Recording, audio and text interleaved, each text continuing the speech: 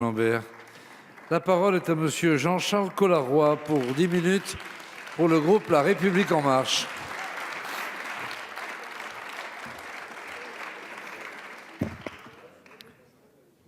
Monsieur le Président, Mesdames les ministres, Monsieur le ministre d'État, mes chers collègues, la transition écologique est une question vaste qui concerne tous les Français. Mobilité propre, énergie nouvelle, rénovation des bâtiments, agriculture raisonnée, finances vertes, biodiversité et protection de la nature. Autant de sujets concrets qui nous impactent tous au quotidien. Ce thème a été au cœur du grand débat national qui s'achève et dont je veux ici saluer la réussite. 1,9 million de contributions, 16 000 cahiers déposés et plus de 10 000 réunions organisées en 2 mois partout en France. Les esprits chagrins qui prédisaient l'échec de ce débat doivent aujourd'hui être déçus devant le succès de ce qui restera comme un grand moment démocratique.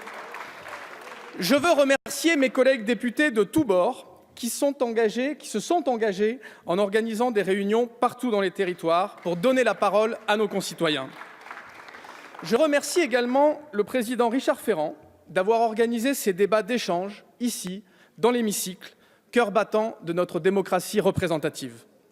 Le travail de synthèse que nous devons effectuer aujourd'hui est complexe, car en matière de transition écologique, le sujet passionne nos concitoyens autant qu'il divise. Les Français veulent que l'écologie soit une de nos priorités d'action, mais quand il s'agit de trouver des solutions, les avis divergent. Le développement des énergies renouvelables est plébiscité, mais quand il faut déployer ces installations, personne n'en veut à côté de chez soi. Tout le monde est d'accord sur le principe d'un accroissement des financements en faveur de la transition écologique, mais à condition que l'effort fiscal soit toujours demandé à plus riches que soi. Plus généralement, beaucoup nous expliquent que nous allons trop vite sur la fiscalité du carbone. Et en même temps, une partie de notre jeunesse marche pour le climat et nous dit d'accélérer pour sortir de la dépendance aux énergies fossiles. Entendre les Français, faire état de ces expressions parfois paradoxales, les écouter et tenter de réconcilier, c'est là toute l'honnêteté, toute la responsabilité politique que nous devons avoir en tant que responsables de la nation. Le débat qui nous occupe aujourd'hui est d'abord l'occasion pour le groupe La République En Marche de réaffirmer sa vision de la transition écologique, vision qui fixe notre cap. La transition écologique est un moyen de développement économique, de justice sociale et d'aménagement du territoire. Oui, la transition écologique est d'abord une formidable opportunité de développement économique. Faisons de l'obstacle climatique une opportunité de croissance par le développement durable. Oui, la transition écologique est aussi un enjeu de justice sociale. Nous devons rassurer et veiller à emmener tous nos concitoyens dans cette transition en ne laissant personne au bord de la route. Oui, la transition écologique est une formidable opportunité en matière d'aménagement du territoire. Laissons les collectivités expérimenter des solutions et mettons-les en lumière. C'est aussi une des conditions d'acceptation du développement des projets en associant beaucoup plus localement les citoyens et les collectivités. C'est d'ailleurs ce que nous avons commencé à faire avec le développement des contrats de transition écologique ou avec la création imminente de l'Agence nationale de cohésion des territoires. Chers collègues, pour réussir à modifier nos comportements collectifs, il faut informer nos concitoyens, responsabiliser sans culpabiliser. Responsabiliser sans culpabiliser, en informant davantage les Français pour les aider à changer leurs habitudes, en mettant mieux en valeur les solutions concrètes existantes et en valorisant les comportements vertueux. Inciter au maximum et contraindre en dernier ressort. Depuis presque 2 ans, notre majorité est dans l'action et à la tâche. Nous avons programmé la fin, à horizon 2040, de la production des énergies fossiles en France en votant la loi hydrocarbures. Nous sommes le premier pays au monde à faire cela. Nous fermons 4 centrales à charbon. Nous fermons Fessenheim. Là où certains ne font que parler et restent dans l'écologie incantatoire, nous agissons et nous réalisons sur le terrain, pragmatiquement, les transitions pour sortir de la dépendance aux énergies fossiles. En matière d'énergie nouvelle, Notre objectif est clair et notre ambition est grande. Multiplier par 3 notre capacité d'énergie éolienne d'ici 2030, multiplier par 5 notre production d'énergie solaire, multiplier massivement la production de biogaz en soutien à nos agriculteurs, développer les filières d'avenir, hydrogène, batterie. En 10 ans, nous allons consacrer près de 80 milliards pour développer les énergies nouvelles. Au-delà de ces grandes trajectoires, nous avons également mis en œuvre des solutions très concrètes pour les Français. En matière d'incitation, les primes à la conversion pour les chaudières et les véhicules peuvent atteindre jusqu'à 5 000 € pour les ménages les plus modestes. En matière d'aide, les chèques énergie ont augmenté de 50 € en moyenne et ils ont été étendus à 2 millions de bénéficiaires supplémentaires en 2019. À travers ces exemples, je veux rappeler que nous agissons au quotidien. Mais nous sommes aujourd'hui à un moment charnière où beaucoup de nos concitoyens, notamment parmi les plus jeunes, se mobilisent pour nous dire « il faut faire plus et plus vite ». Et ils ont raison. À l'issue de ce grand débat, nous, députés de La République En Marche, souhaitons proposer de nouvelles mesures concrètes en faveur de l'écologie. Par exemple, il nous faut avoir plus d'ambition sur la rénovation énergétique des bâtiments.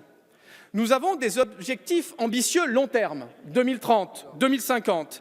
Mais pour les atteindre, il est nécessaire d'introduire des jalons intermédiaires, tous les 2 ans ou tous les 5 ans, afin de vérifier que nous tenons bien le cap en matière de neutralité carbone. Il faut sortir de la logique de la voiture individuelle.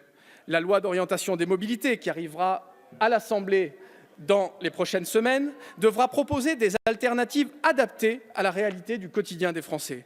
Transport en commun, covoiturage, plan vélo, véhicules propres. Au-delà de ces préoccupations, de ces propositions, il y a des sujets du quotidien auxquels il nous faudra apporter des réponses. Sur les produits phytosanitaires ou le kérosène, problématique cruciale dont les réponses doivent prioritairement être trouvées au niveau européen. Sur le plastique et le basculement vers une économie du recyclage, la loi sur l'économie circulaire sera une première réponse et nous devrons poursuivre notre action en ce sens. Sur la préservation de la biodiversité et la lutte contre l'artificialisation des sols, sur la transparence des investissements des banques et des assurances. Il n'est plus possible que des investissements réalisés avec l'argent des Français puissent être faits en toute opacité dans des projets fortement carbonés, en lien avec des énergies fossiles ou en contradiction complète avec la transition écologique. Nous, députés La République En Marche, nous voulons que la transition écologique soit au cœur de notre action parlementaire. Nous souhaitons que la programmation pluriannuelle de l'énergie, qui est aujourd'hui au simple décret, devienne une grande loi de programmation pluriannuelle pour l'écologie, à l'instar de la loi de programmation militaire. Cette approche de programmation pluriannuelle est essentielle, car la transition écologique se pense sur le temps long. Ensuite, les missions de contrôle et d'évaluation du Parlement doivent être renforcées pour vérifier chaque année le respect des objectifs. Le Haut Conseil pour le climat, voulu par le Président de la République, peut nous y aider. Nous voulons ensuite renforcer la cohérence de nos travaux en demandant la réalisation d'études d'impact environnemental sur chaque projet et chaque proposition de loi. Et nous voulons enfin construire et vérifier le budget de la France à l'aune du respect des critères de l'accord de Paris et des objectifs du développement durable de l'ONU. C'est ce que l'on appelle le green budgeting. Mes chers collègues, notre pays dispose de formidables atouts pour relever le défi écologique. Une géographie exceptionnelle, des filières académiques, scientifiques, chercheurs et des acteurs économiques d'excellence. Un leadership à l'international qui permet à la France de parler au monde. La transition écologique est synonyme de changement. Cela engendre de la peur, génère des inquiétudes. Face à cela, il nous faut rassurer, donner du sens et réaffirmer notre vision. Nous devons fournir les moyens concrets à nos concitoyens de devenir acteurs de la transition écologique pour ne plus subir le changement. On nous rappelle souvent les coûts liés à la transition écologique. Mais il faut changer de paradigme. Regardons le bien vivre ensemble. Regardons les opportunités économiques de la croissance par le développement durable et interrogeons-nous systématiquement sur le coût de l'inaction. En matière de gestion des risques, de santé environnementale, de qualité de l'air, les coûts de l'inaction sont énormes.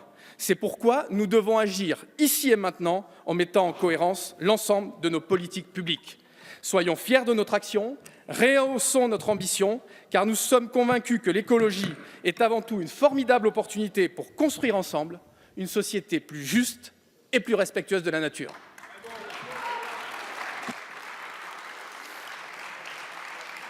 Merci, monsieur le député Colas-Roy. La parole